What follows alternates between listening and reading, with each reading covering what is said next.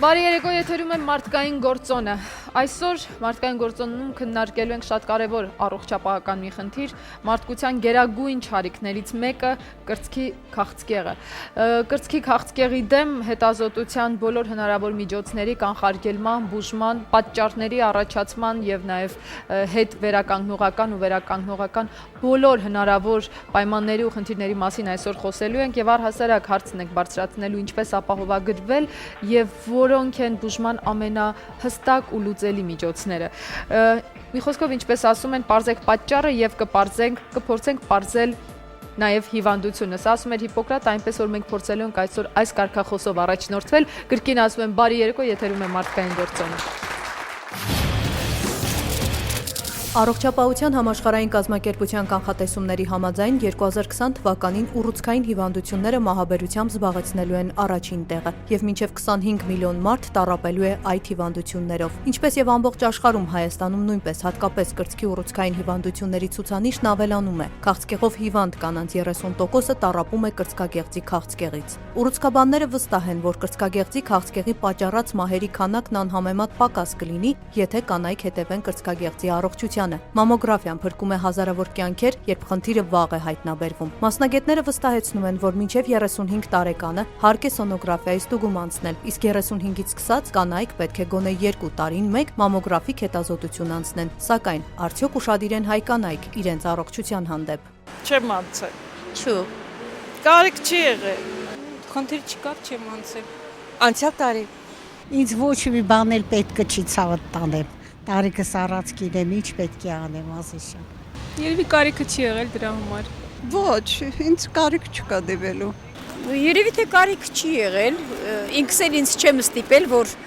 անհրաժեշտ հետազոտության ենթարկվեմ, որը բնականաբար սխալ է։ Կարիքը ունենում եմ, հաճախ այցելում եմ։ Տարին մեկ նշանակված է այդպես։ Եվ ընդհանրապես պետք է ինը իրան հետևի։ Կես տարի առաջ, 6 ամիս առաջ, գոնե տարին մեկ անգամ։ Ես ընդհանրապես չեմ արել։ Ու շատ ամոթ է դա, պետք է անպայման տարին մեկ գոնե կինը անի։ Չեմ վստահում բժիշկներին։ Առողջապահության նախարարությունը հիշեցնում է, որ մամոգրաֆիայի հետազոտությունը հասանելի է ոչ միայն քաղաքամայր Երևանում, այլև Գորիսում, Գյումրիում, Վանաձորում եւ ծառայությունն անվճար է հատուկ խմբերի համար։ Իսկ միթե կանայք տեղեկացված են, թե պետպատվերի շրջանակում հատկապես որ խմբերը կարող են հետազոտվել եւ արդյոք օգտվում են իրենց իրավունքից։ Ոչ։ Չէ, չգիտեմ, բայց հարկավոր էլ չի ինձ։ Չէ, չգիտեմ։ Ճիշտն ասած տեղյակ չենք։ Տեղյակ չեմ։ Միգուցե գոյություն ունի, բայց չգիտենք ոչ մեկս։ Տեղյակ ենք, ուղղակի տեղյակ։ Չեմ լսել երբեք։ Առաջի անգամ եմ լսում։ Այսինքն թանկա, որ բոլորը չի որ կարողանում են հնարավորություն ունեն։ Որոշակի մենք երևի չենք մտնում այդ որոշակի խմբերի մեջ։ Պարզեք պատճառը եւ կպարզեք նաեւ հիվանդությունը, հետեւաբար նաեւ կբուժեք։ Հրավիրենք մեր առաջին հյուրին, Գայանե Մնացականյան, քիմիկոս տեխնոլոգ, ով նաեւ կարողացել է իր մեծ կամքի շնորհիվ հաղթահարել շատ բարդ էտապը իր կյանքի։ Բարի երեկո։ Տիկին Գայանե, այս ծափահարությունները հնչում են եւս մեկ անգամ, որպես ամենավառ, գեղեցիկ, հիացական արտահայտություն կամքի դրսևորման։ Ես կխնդրեմ էտապ առ էտապ պատմենք ինչպես հայտնաբերեցիք նախ ձեզ մոտ խնդիրը։ Սկզբից այդ ձմեռը նոյեմբեր ամիսն էր, զգացի, որ կրծքից վրա ինչ-որ գոյացություն կա փոքրիկ։ Ոնց որ անտեսեցի, բայց ասի չէ, պետքա հետազոտվեմ։ Գնացի հետազոտության, բայց էլի ուշ, մի ամիս հետո հետազոտվեցի, ասեցին, որ պետք է անպայման վիրահատել։ Էդ էլ ոնց որ սենց կամուկացի մեջ է վիրահատվեմ, չէ, բայց դա մեջ ուժ գտա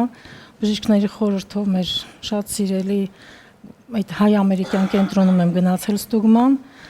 մեր շատ սիրելի բժշկու Անի Հակոբյանի մոտ, նրա խորհրդով, նրա հորդորով, որ պետք է անպայման վիրահատվես Գայանե։ Ու գնացի վիրահատության, հիմա արդեն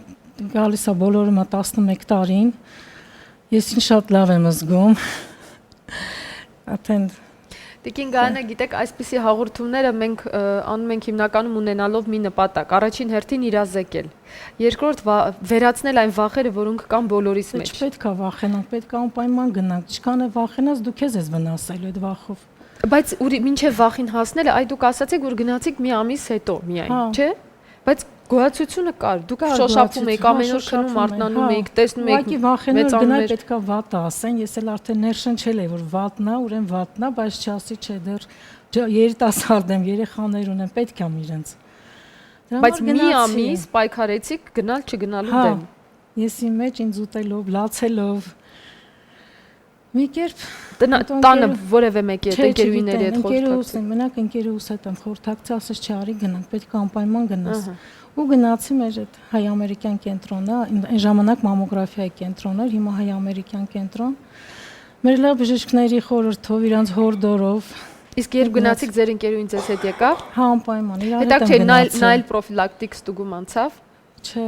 չանցավ։ Գիտեք, որովհետեւ մենք պետք հենց խնդիրը ծագում է նոր գնում ենք ստուգման։ Հետաքրքիր է, էլի կանխարգելիչ։ Դե սխալ է, պետք է գոնե կինը գոնե 6 ամիսը մեկ ստուգվի։ Որ ոչ միայն կուրս կայլ ընդհանուր իր առողջության համար։ Տիկին Գայանե, հետո երբ արդեն մի ամիս անց էլի որոշեցիք, որ չէ, վիրահատությանը անպայման պետք է դիմել եւ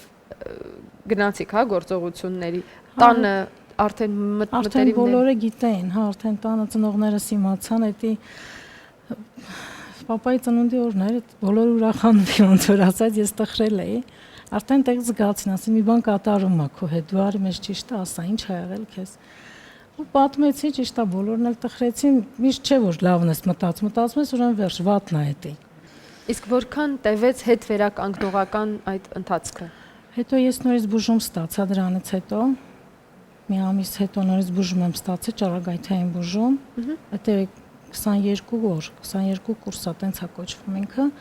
Ու հիմա արդեն լավ եմ, դրանից հետո լավ եմ։ Աստված տա ձեզ իհարկե հարատև առողջություն։ Բրավո, մենք ունենք տաղավարում եւս մի մարդ, մի կին, որը ունի իր պատմությունը։ Ես կխնդրեի հիմա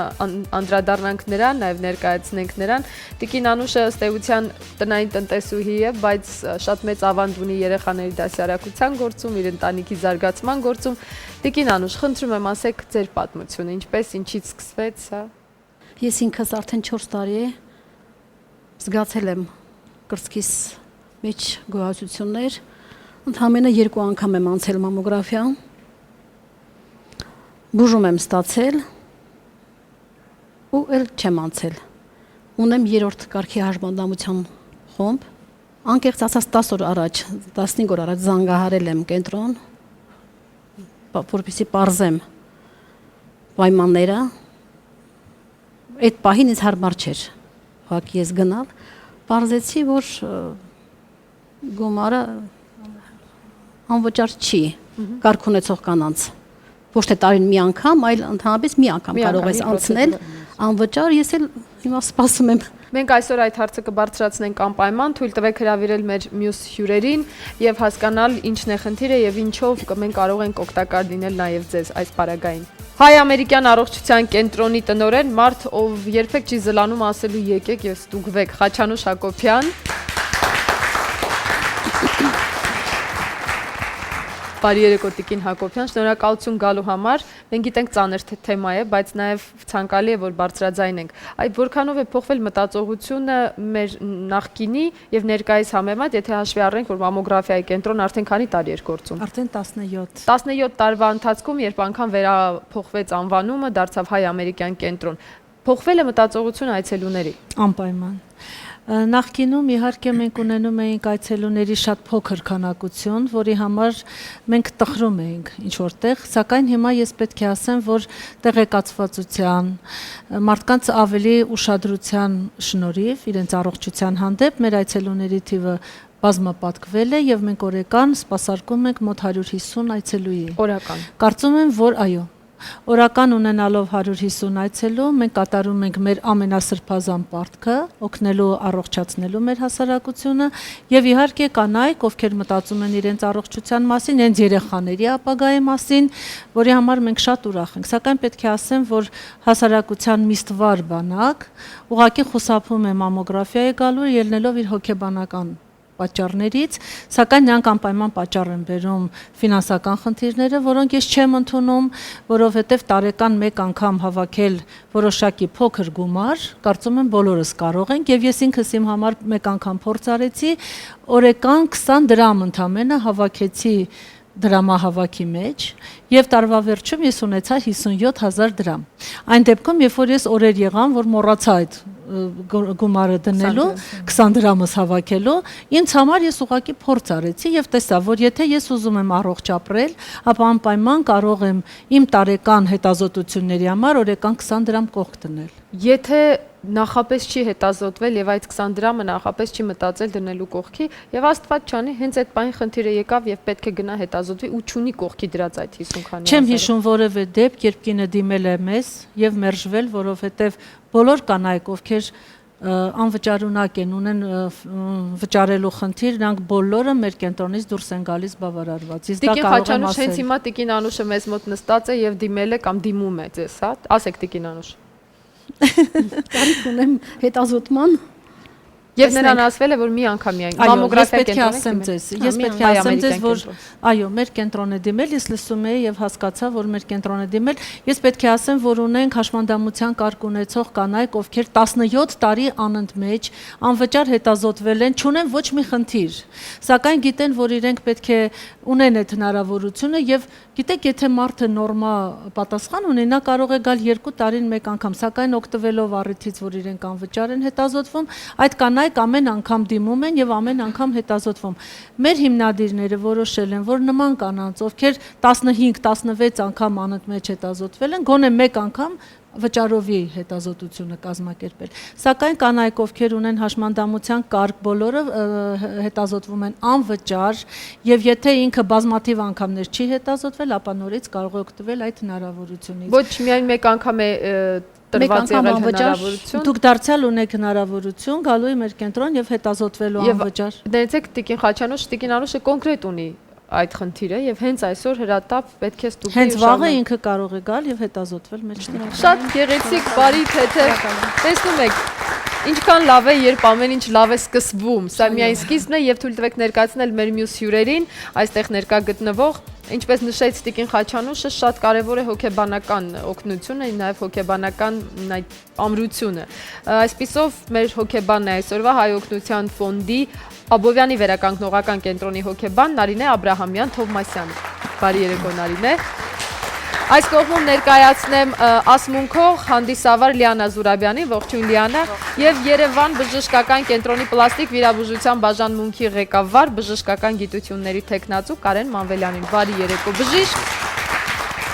Կարեն, հոգեբանական տեսանկյունից դատելով նաեւ կանայք հաճախ վախենում են այդ վիրահատությունից հաշվի առնելով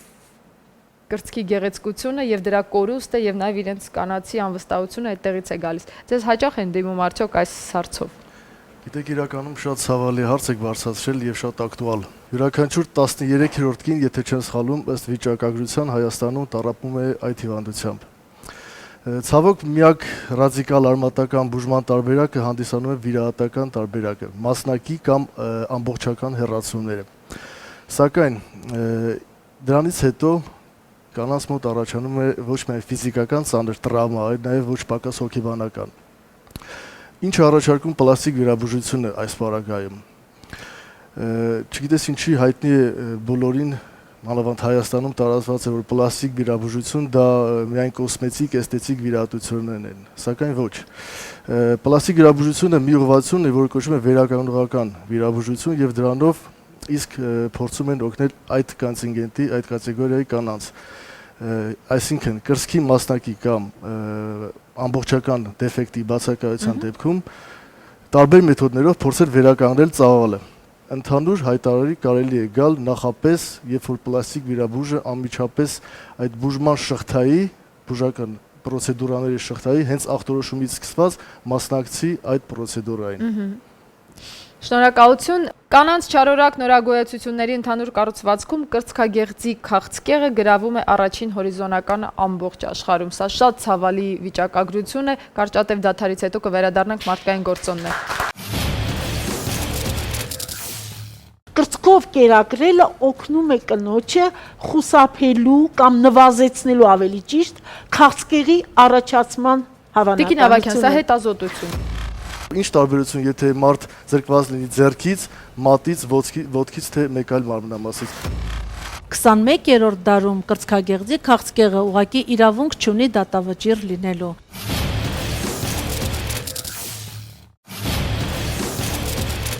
Մարկային գործոնն է եթերում եւ կարեւոր է հիշեցնել, որ հենց 2013 թվականի ապրիլի վերջին հանրահայտ այդքան սիրելի եւ գեղեցկության էտալոն հանդիսացող դերասանուհի Անջելինա Ջոլին հեռացրեց իր կրծքագեղձերը եւ տեղադրեց իմպլանտներ։ Նա դա հիմնավորեց իհարկե իր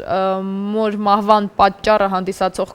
քաղցկեղ հիվանդությունը ժառանգելու փաստով եւ դրա պատճառով է, որ նա որոշեց ամեն տարի կրծքագեղձի քաղցկեղից մահանում է 458,000 կին եւ ես երջանիկ եմ, որ այս բարձ ժամանակաշրջանում իմ կողքին եղել է Բրեդը։ Իմ երեխաները կարող են տեսնել իմ սպիերը, բայց չվախենալ ինձ կորցնելուց։ Սա է եղել նրա որոշումը, որքանով է ճիշտ կամ սխալ կիմանանք ընթացքում։ Իսկ այս պահին թույլ տվեք ներկայացնել մեր մյուս հյուրին, Առողջապահության նախարարության մայրական եւ վերարտադրողական առողջության պահպանման բաժնի պետ Տիկին Գայանե Ավագյանին։ Բարի երեկո։ Շնորհակալություն գալու համար, Տիկին Ավագյան, խնդրում եմ ասեք, Կարենը նշեց 13, յուրաքանչյուր 13-րդ կինն է ենթարկվում այս փորձությանը, այսպես ասենք, ինչպիսին է պատկերը եւ որոնք են հիմնական նախադրյալները այս քաղցկեղի առաջացման։ Դժբախտաբար, ինչպես արդեն նշվեց, կրծքագեղձի քաղցկեղը այսօր կանանց մահաբերության առաջի գործոններից մեկն է։ Եվ դժբախտաբար ամբողջ աշխարհում, ինչպես նաև Հայաստանում, պարզել կրծքագեղձի առաջացման պատճառները հնարավոր չէ։ Սակայն կան ռիսկի գործոններ, որոնք պետք է առավել զգոն դարձնեն կանանց, եթե ունեն այդ գործոնները դիմելու բժշկական հետազոտության ավելի վաղ, քան առաջարկվում է միջազգային չափորոշիչներով։ Առաջի հերթին այսօր ամբողջ աշխարհում որպես հիմնական ռիսկի գործոն ընդունվում է մայրական գծով անամնեզում կրծքագեղձի չարորակ նորագոյացություն ունենալն է։ Եթե մորաքրոջ, քրոջ, տատիկին, այո, գենետիկ նախատրամադրվածություն, այսպես ասած, այդ կանայք չպետք է սպասեն 40 տարեկան, նրանք ավելի շուտ պետք է դիմեն մամոգրաֆիայի։ Մամոգրաֆիան դա մեթոդ է, որը թույլ է տալիս վաղ հայտնաբերել։ Նա չի կանխարգելում դժբախտաբար կրծքագեղձի քաղցկեղը, բայց վաղ հայտնաբերելով այսօր ամբողջ աշխարհը արդեն ունի բուժման շատ գործուն միջոցներ, որոնք թույլ են տալիս հաղթահարելու կրծքագեղձի քաղցկեղը։ Սա հաջողություն է ամբողջ աշխարհում, նաև Հայաստանում։ Մենք ունենք փաստերը, երբ մարդիկ իսկապես վաղ կանխորոշման շնորհիվ կարողացել են կանխարգելել հիվանդությունը, առողջանալ, ապրել 5, 6 եւ ավել տարիներ, իսկ սա խոսում է այն մասին, որ մենք հույս պետք է ունենանք, որ իրենք այլևս խնդրեմ Գայանեի մոտ արդեն 11-րդ տարին է բոլորում, ինքը պետք է վստահ լինի, որ ես շուտ եմ գնացել, չեմ ուշացրել։ Ինքը չի ուշացրել, այո, չի ուշացրել, քանի որ հիվանդությունը, որը հայտնաբերվում է, սա շատ նենք հիվանդություն է եւ իր մասին զգացնել է տալիս միայն վերջին փուլերում, երբ կինը արդեն շոշափում է, կարելի ասել բավականաչափ ուշ է, սա է պատճառը, որ կինը ինքը ինքնուրույն միայնակ չի կարող այս հիվանդությունը հայտնաբերել եւ հաղթահարել այն, ան պետք է անպայման մասնագետի օգնություն։ Տիկին Ավագյան, կասեք, խնդրում եմ, որ ինչ արժի սովորական ստուգումը։ Մենք ունենք պետական պատվեր տեղադրված Երևան քաղաքի եւ մարզերի արդեն թվեցին բազմաթիվ բժշկական կենտրոններում, որտեղ պետությունը 7-8000-ի փոխհատուցում է կատարում եւ այդ գինը սահմանված է նաեւ որպես վճարովի ծառայություն։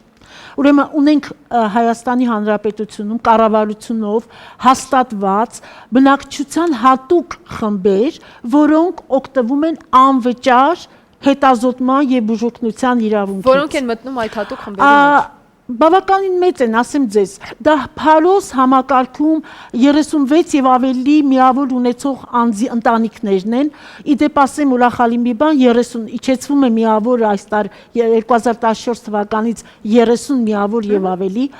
հաշմանդամության բոլոր կարգ ունեցող կանայք են, հայոց բանակում ծառայություն անցնող երեխա ընտանիքի անդամ ունեցող ընտանիքների անդամներն են, դրանք Տիկին Անուշ առաջին կարգի հաշմանդամ, երրորդ կարգի հաշմանդամ։ Ուրեմն ես շատ զարմացրեց, մենք հետո կզրուցենք Տիկին Անուշի հետ, որովհետև եթե կա անհրաժեշտություն, մարդը կարող է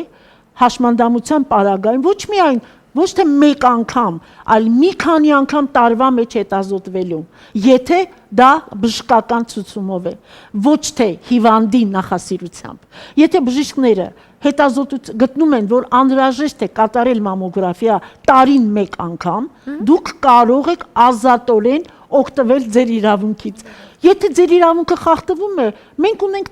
թեժգից ծառայություն 24 ժամվա։ Խնդրեմ, զանգեք, մենք ձեզ խորհրդատվություն կտրամադրենք։ Շատ լավ։ Նաև երկրորդ թեժգիծն էլ մենք էինք արդեն։ Հարցը գնում է այն մասին, որ տիկինը կարող է օգտվել այն կլինիկաներից, որտեղ դուք ունեք տեղադրված պետպատվերի։ Մեր կենտրոնը չունի պետպատվերի ոչ մի հնարավորություն եւ պետական ոչ մի աջակցություն։ Մեր կենտրոնը անվճար հետազոտությունները կատարում է իր հաշվին եւ այդ բոլոր ձեր թվարկած բացի Փարոսի ծրագրի օգտվողներից բոլորին մենք եւս սպասարկում ենք անվճար մեր սեփական միջոցներից։ Պետությունը մեզ չի աջակցում։ Ես ուզում եմ մեր հասարակությունը եւս մեկ անգամ տեղեկացված լինի, որ այս կենտրոնը պետական պատվեր չունի։ Սա է պատճառը, որ տիկնոջը բացատրել են, որ ինքը եթե մի քանի անգամ օգտվել է, հիմա չի կարող օգտվել։ Տիկինը մեծ հաջողությամբ կարող է վերցնել ուղեգիր, օրինակ, հանրապետական ծննդատուն, մոր եւ մանկան առողջության պահպանման կենտրոն, Շենքավիթ բժշկական կենտրոն, Վանարջյանի անվան լուսկաբանության կենտրոն, որտեղ մենք ունենք տեղադրված պետպատվեր։ Իսկապես հայ-ամերիկյան կենտրոնում մենք չունենք պետպատվեր։ Տիկին Ավագյան, մեկ հարց կարող եմ տալ։ Մենք գիտենք, որ նախկինում մամոգրաֆիայի ներկայումս հայ-ամերիկյան կենտրոնը ունի հստակ ուղղվածություն։ Ունենք մենք արդյոք այլ պետական հիմնարկ, որը զբաղվում է կոնկրետ կանանց կրծքագեղձի քաղցկեղի հարցով, մամոգրաֆի։ Երևան քաղաքում մենք ունենք նման 6 բժշկական կենտրոններ։ Եթե առաջնային օղակի բժիշկը, ձեր բուժող բժիշկը, ընտանեկան բժիշկը, մանկաբարձ գինեկոլոգը, թերապևտը, ով ուզում է լինի, ձեզ տվել է ուղեգիր, այդ ուղեգրով դուք կարող եք ներկայանալ վերոհիշալ բժշկական կազմակերպություններ եւ ստանալ անվճար հետազոտություն։ Շնորհակալություն Տիկին Ավագյան, մենք իհարկե այդ նեղությունը կտանք Տիկին Խաչանուշին եւ Տիկին Անուշին կուղղորդենք հայ-ամերիկյան կենտրոն նաեւ, բայց նաեւ կօգտվենք բոլոր հնարավոր պետական պատվերներից, մինչեւ այդ Նարինե հարցը ձեզ եմ ուղղում որպես հոգեբանի։ Այնուամենայնիվ ինչպես հաղթարել այդ հոգեբանական բարդույթը մինչեւ պլաստիկ վիրաբույժին հասնելը։ Կան շատ լուրջ հետազոտություններ, որոնք շատ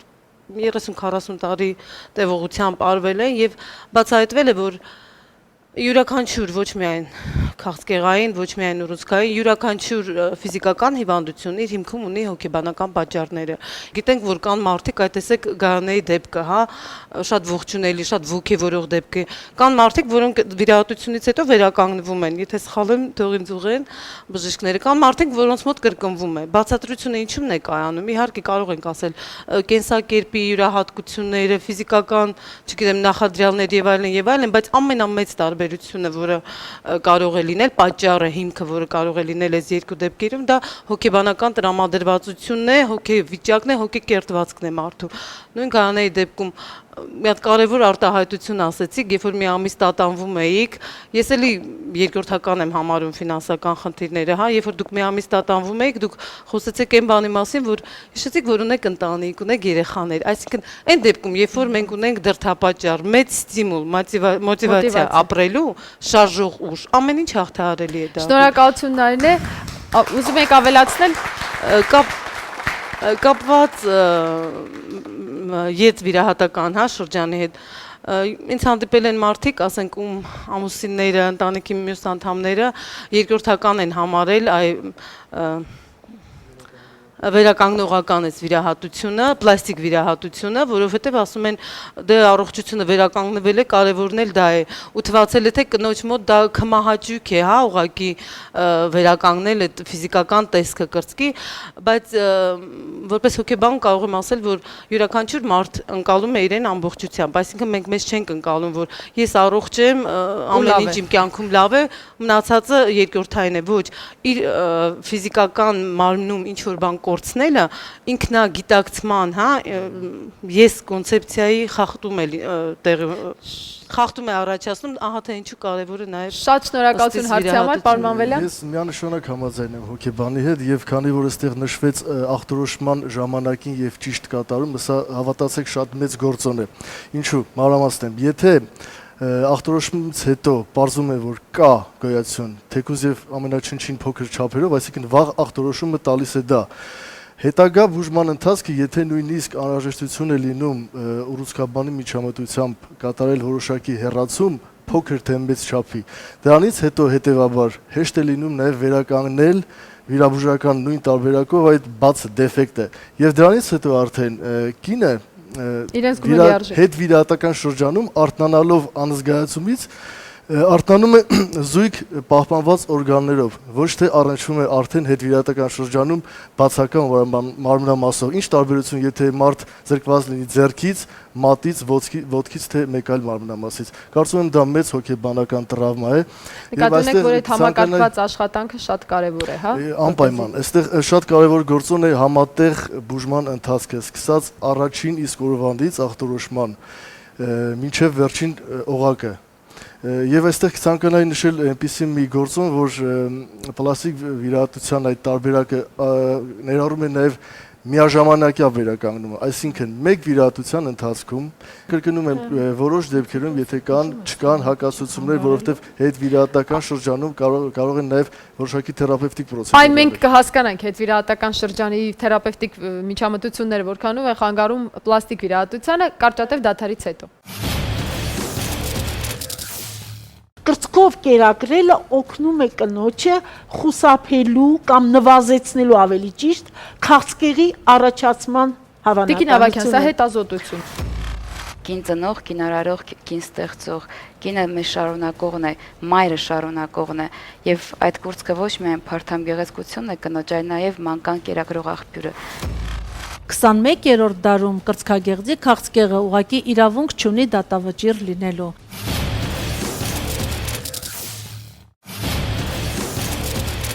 Մարդկային գործոնն այսօր անդրադառնում է շատ վատ, դաժան, ցավալի մի հիվանդության, որը ցավոք սրտի առկա է մեր իրականության մեջ եւ շատ մեծ տոկոս է կազմում, եթե ոչ առաջնայինն է կանացի չարորակ գոյացությունների ցանկում, խոսքը կրծքագեղձի քաղցկեղի մասին է, հա։ Մենք խոսեցինք, որ կարելի է մեկ վիրահատության ընթացքում կատարել շատ երկու լավ պրոցես, վերացնել չարը եւ վերել գեղեցիկը։ Հիմա որքանով է մեկը մյուսի հետ համատեղելի Տիկին Ավագյան։ Ես կուզեի ասել ժամանակակից մոտեցումների մասին, այսօր աշխարհը արդեն կամաց, ես նկատի ունեմ առաջադեմ բժշկական աշխարհը, հետ է կանգնում այն ռադիկալ, այն ագրեսիվ միջոցառումներից, որ կատարվում էր կրծքագեղձի քաղցկեղի հայտնաբերման դեպքում, անգամ վաղ փուլերում ամբողջական կրծքի հեռացում։ Հիմա հեռացնում են հանգույց ուռուցքի օջախը, սեգմենտար, եւ նույնիսկ կան այսօր մոտեցումներ, որ կարելի է նույնիսկ ուռուցքը չհեռացնել, քանի որ այսօր աշխարհին հայտնի է ֆարմակոլոգիական նվաճումներ, ցիտոստատիկ պրեպարատներ եւ քիմիոթերապիա, որը այսօր լիովին թույլ է տալիս հաղթահարել քաղցկեղը։ Ես ունեմ օրինակներ իմ շրջապատում, որ նույնիսկ կանայք ունեցել են անգամ երկրորդ, հա, այսպես ասած, փուլի քաղցկեղ, ինչ որտեղ նաև ոսկրային մետաստազով, եւ այսօր այդ օջախը, ուռուցքը, որպես այդպեսին հեռացվել է միայն օջախը, բայց կատարվել է գրագետ քիմիոթերապիա եւ ճառագայթային բուժում, եւ այսօր չկա ոչ առաջնային օջախը, ոչ էլ ոսկրերում մետաստազը։ Սա հանճարեղ է, Լիանա։ Մենք խոսում ենք պարզել պատճառը եւ բուժենք նաեւ հիվանդությունը փաստի մասին, հետաքրքիր է հայ կանանց պարագային դուք էլ, հա, հրաշալի ներկայացուցիչ եք, գնացել եք երբևէ ստուգման։ Գիտեք, թույլ տվեք այսպես ասեմ, քանի որ յուրաքանչյուր կին պետք է սիրի նախ իրեն եւ կնոջ սիրուց է ծնվում ամեն գեղեցիկը երկրի վրա։ Ես կարծում եմ յուրաքանչյուր կին պետք է նախ առաջինը սիրի իրեն, սիրի իր ընտանիքը եւ այո, իրեն հետևողական լինի իր հանդեպ, ստուգման գնա տարին մեկ անգամ, մինչև 35, ինչպես ասված, 35-ից հետո, 35-ից առաջ սոնոգրաֆիա, հետո մամոգրաֆիա։ Դուք հրաշալի ներկայացուցիչ եք վերը նշված բոլոր կանանց, դուք գնացել եք ստուգման։ Ես անկեղծ ասեմ, իմ տարիքը այն չի դեռ, որ ես գնամ մամոգրաֆիայի։ Ես առողջություն եմ հայտնում առողջություն եմ ցանկանում բոլոր կանանց եւ ցանկանում եմ ասել հետեւյալը։ Մի անգամ եղավ այսպիսի առիթ, հարսանեկան ծեսի արարողություն ինձ հանձնվեց, որ ես պետք է վարեմ, կազմակերպեմ Սփյուռքահայ երգչական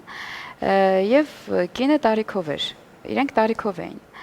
Ես կուզեմ ասել հետեւյալը, հոգեբանն էլ ասաց, որ տատանումներ է լինում, նաեւ շատ կարեւոր է, որ կինը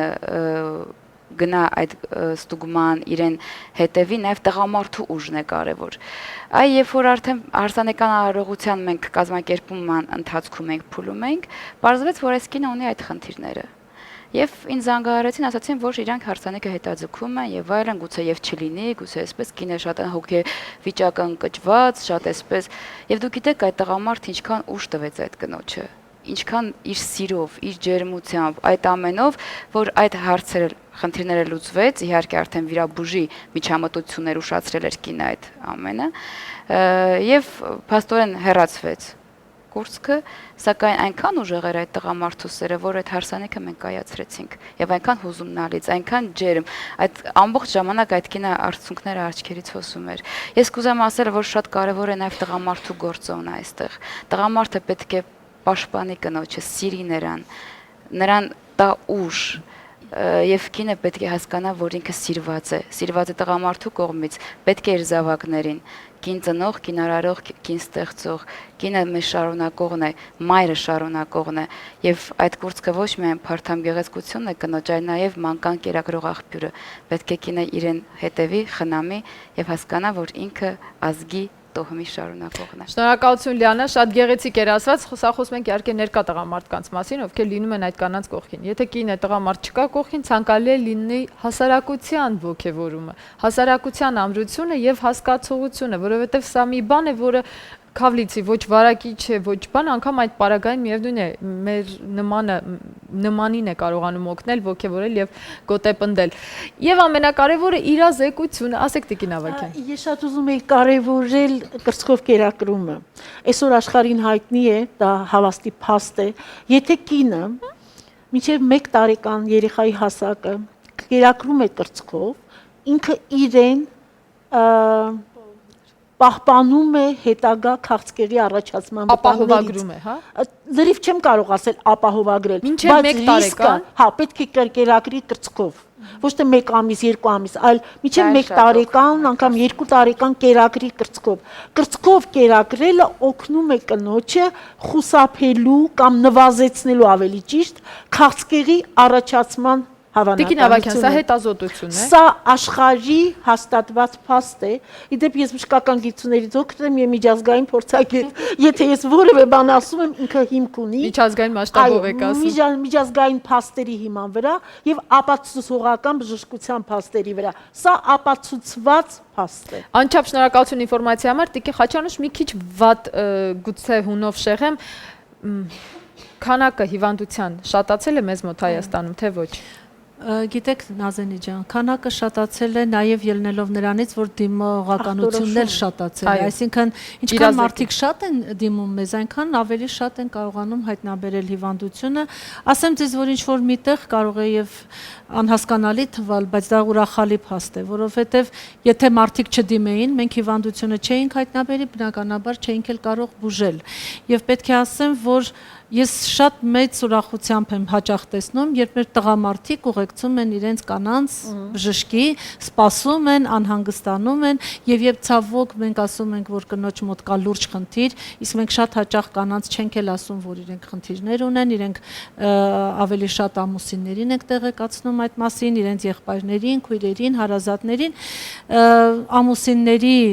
ռեակցիայից մենք հասկանում ենք, որ իրենք իսկապես թևութիկունք են լինելու, մեր հայ տղամարդիկ միշտ էլ իրենց օջախի պահապան են դառնում իրենց կանանց հետ եւ ես շատ ուրախ եմ, որ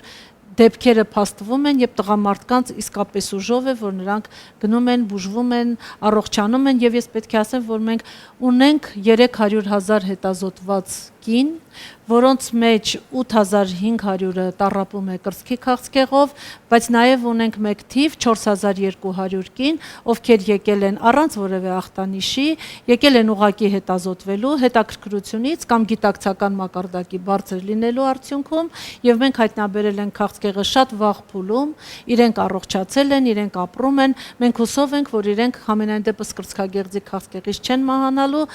եւ ունենք իհարկե նաև տղամարդիկ 37 տղամարդ, ովքեր հիվանդ են այս հիվանդությամբ եւ իրենք նույնիսկ չեն էլ պատկերացրել, որ կարող է ունենան կրծքի քաղցկեղ։ Բայց ինչից է տղամարդու մոտ կրծքի քաղցկեղ։ Միգուցե բժիշկները պատասխանեն։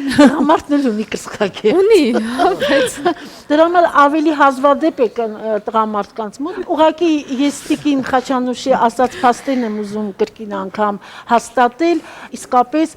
կանայք ավելի բարյացակամ են դարձել իրենց նկատմամբ եւ դիմում են հետազոտման։ Շատ լավ է հնչում, կանայք ավելի բարյացակամ են դարձել իրենց նկատմամբ։ Ավելի շատ են սիրով լցվել իրենց կանանց նկատմամբ եւ գուցե ընտանիքն է նպաստել։ Գիտեք, կա որ ինքը սիրված է, այդ սերն է, որ ուղղորդում է, որ կինը իրեն լավ նայի։ Բժշկի գնալու երեխայի